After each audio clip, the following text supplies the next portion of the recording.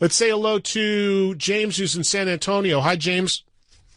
Hey, Eddie. Thanks for taking my call. I just was wondering if you had any thoughts about the what appears to be Black Crowes reunion.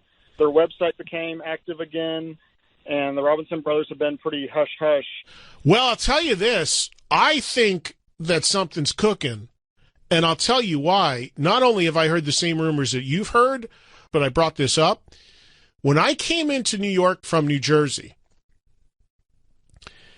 and I came through the Lincoln Tunnel, which obviously is a high real estate area in terms of traffic and putting up billboards. There's a huge electronic billboard, one that every 10 seconds the ad changes, you know? And on that billboard, there was the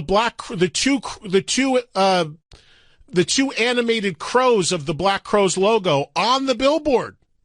Yeah, like the original logo. Yeah. Nothing else on it. Just the two crows on a black background. And it was in a rotation with, a beer ad or whatever, a car ad, and then that came up. And it stunned me as I'm coming into New York because I heard the same rumors, and then I see that, and that's basically a teaser. Yeah, absolutely. So I think an announcement is like imminent any day, any minute, James. Yeah, I'm hoping for some of the originals to come back, with them doing the throwback logo and everything, because it's been quite a few hired hands over the years to pass through that band. Well, I'm wondering if Steve Gorman would be let back in because he just wrote sort of a tell-all book, The Drummer. Yeah, I don't know if he's going to get an invite. Book, by the way. What's that? That's an excellent book, though. Yeah, I'm going to read it. I haven't had a chance to yet, but I don't know. The timing of his book might not be great for him to come back in. Although, I don't know, did he dish a lot on those guys? He let both of them have it in different parts. He actually pins a lot of the blame on the end of the Jimmy Page tour on Rich Robinson. And Rich, kind of blowing Jimmy Page off after Jimmy made some offers to produce and maybe co-write and things like that. So it's definitely an interesting read if you care anything about the band. Yeah, I'm a fan. I'm not a super fan, but I'm certainly a fan. And I went to see Chris do As the Crow Flies in L.A. about a year ago. I've seen Magpie Salute.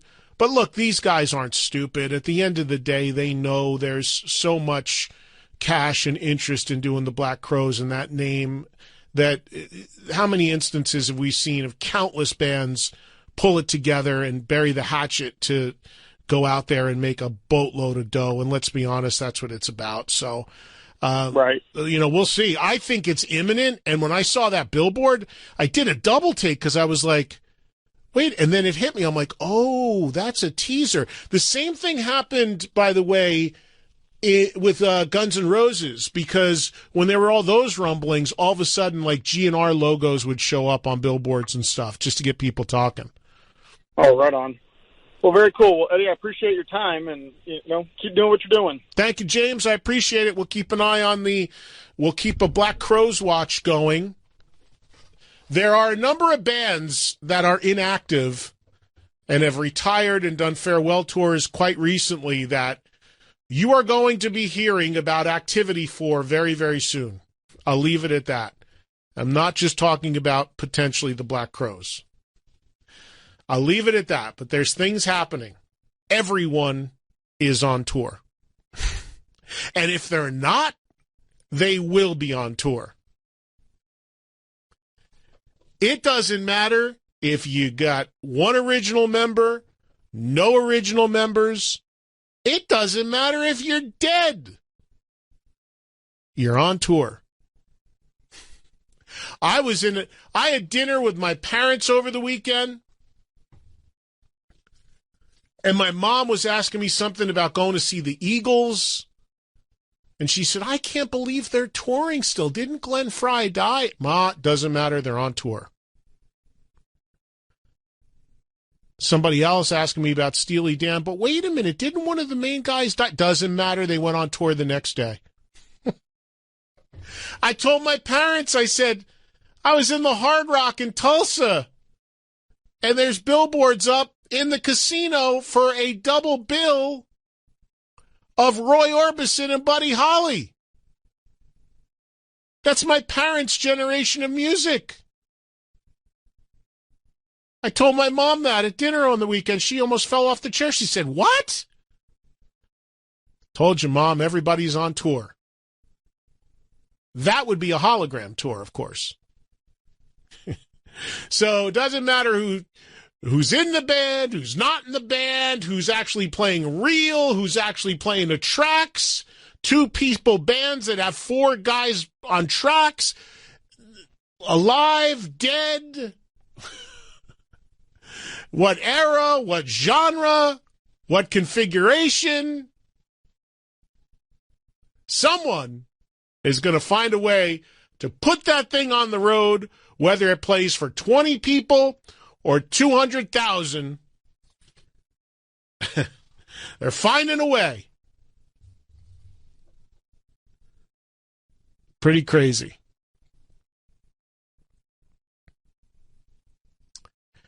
Let's grab a few more calls and we'll get back to music in a second.